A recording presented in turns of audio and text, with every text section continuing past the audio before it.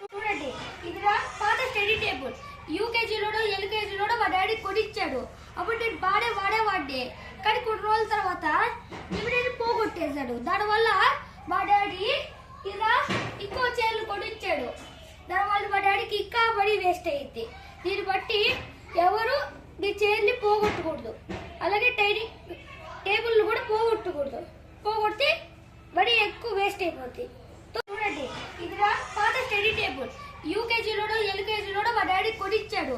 అప్పుడు నేను వాడే కానీ కొన్ని రోజుల తర్వాత ఇమీడియట్ పోగొట్టేశాడు. దానివల్ల మా డాడీ ఇలా ఇంకో చైర్లు కొనిచ్చాడు. దానివల్ల మా డాడీకి ఇంకా మనీ వేస్ట్ అయ్యింది. దీన్ని బట్టి ఎవరు మీ చైర్ని పోగొట్టకూడదు, అలాగే టేబుల్ కూడా పోగొట్టకూడదు. పోగొడితే మనీ ఎక్కువ వేస్ట్ అయిపోతుంది.